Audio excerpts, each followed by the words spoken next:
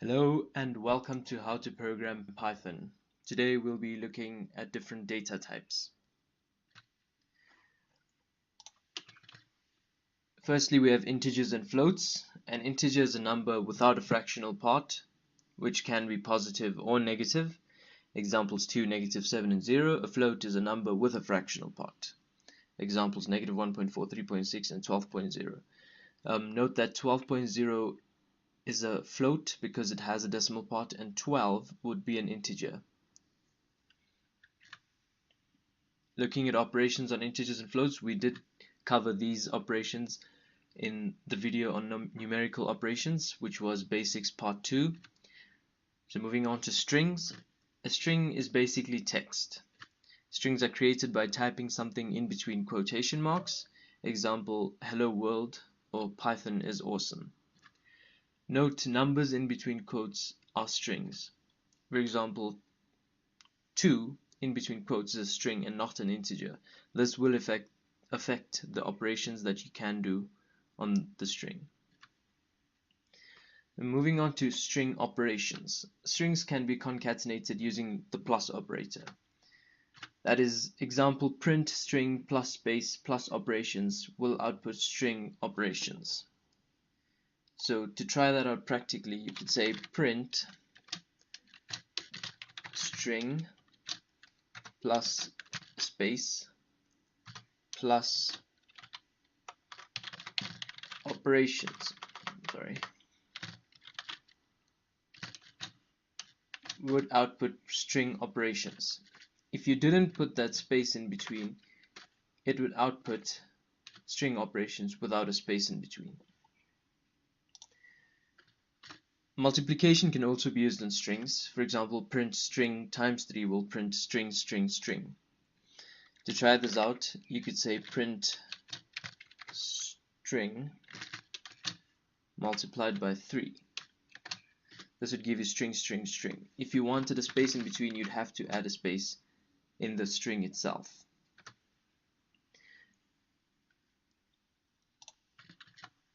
Type conversion. In Python, you can convert between types using the int, float, and str statements. This is basically to make operations much easier for yourself. For example, int string 2 will convert the string 2 to an integer. Float string 4.5 will convert the string 4.5 to a float. str45 will convert the integer 45 to a string. To try this out practically, if you were to say 2 plus 2, that would give you 4. However, if you said the string 2 plus the string 2, since these are strings and you're adding them, it would just concatenate them and give you 22. If you wanted to say the string 5 multiplied by 3, this would just say 555 instead of 5 times 3 because it's a string and not an integer. You could say 5 times 3 to get 15, the integer 5. You could convert each one. For example, you could say int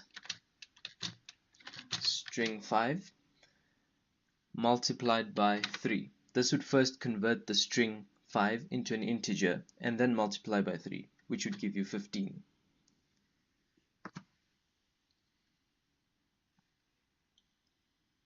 If you said string 2 plus string 3, this would give you 23. However, if you wanted to add them as integers, you would have to say int string 2 plus int string 3, and this would give you 5. You could also do the opposite. For example, str7 plus str4. Since you're adding two strings, because you'd be converting the integer 7 to a string and the integer 4 to a string, it's just add them in, concatenate them and give you 74 instead of 11. As I mentioned earlier, the type is important as it will depend what operations you can do on them. Moving on to variables. Variables play an important role in any programming language. Variables are used to store data. For example, if I created a variable called x and I said x is equal to 4, that means the variable x will contain the value 4 and I can use x in any operation that I normally could use an integer for. Equal sign is used to assign a value to any variable. For example, x equal to 7 means a variable x that I created will contain the value 7. Letter equal to string chicken means that the variable called letter which I created which will contain the string chicken. Variable names can contain only numbers, letters, or underscores and cannot start with a number, so you could name your variables anything except for these exceptions. The del statement can be used to remove a variable you have previously created. Del stands for delete.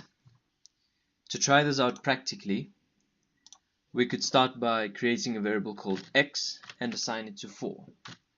If I were to say now print x, it would print the value 4 because x has the value 4.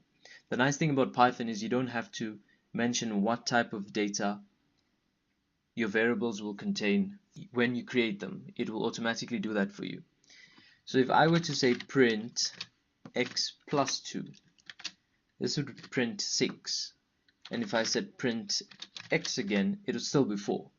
Because in this statement here, you did not change the value of x, you just added 2 to the statement when you printed it. If you said x equal to x plus 2, then you'd be changing the value of x. And if you printed x then, it should give you 6. I could create another variable, y equal to 7, and if I said print x plus y, this wouldn't change the values stored by x and y respectively, it would just print the sum, which is 13.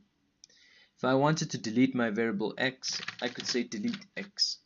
However, since x does not exist now, if you said print x, it would give you an error since x is not defined because you deleted it. You could create a variable called name and store the word chicken in it. You could create another variable called surname and store the value cow in it. Since these are two strings, you could say print name plus surname. This would print chicken cow. I could also delete the variable name, and just as with the integer example, printing name would give you an error. Variables can be used to store data that was collected from the user using the input statement, as I mentioned earlier. I could say name is equal to input what is your name. This would prompt the user to enter something. I could say Leon here, and the variable name will contain whatever the user enters, in this case Leon. So if I said print name, it would give you Leon. Variables are used in almost every program. We will use variables in almost everything I explain from now on. Variables are quite important, so if you don't understand them, please do try and watch the video again. If you still don't understand them, let me know in the comments section. I will try and post another video. So moving on to in-place operators. These are simplified versions of normal operators such as plus equals, minus equals, times equals, divide equals. For example, instead of x equal to x plus 4, you could just use x plus equals to 4. It's just simplifying your statements and it means exactly the same thing.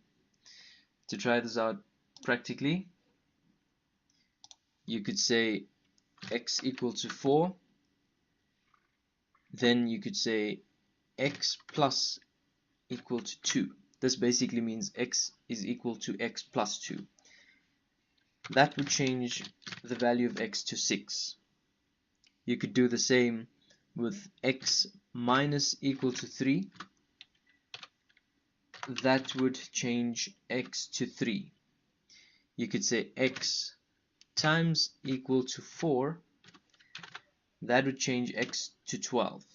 You could say x divide equals to 2, that would change x to 6.0.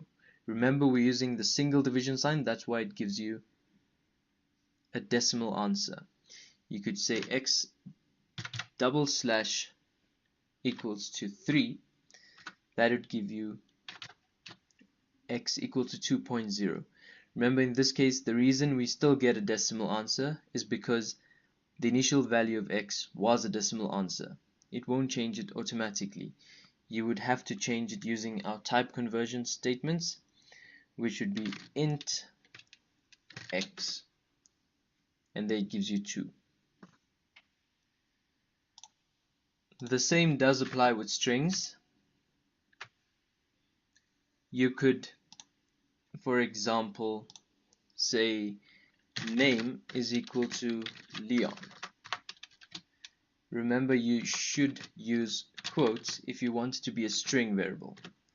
Then you could say name plus equals to,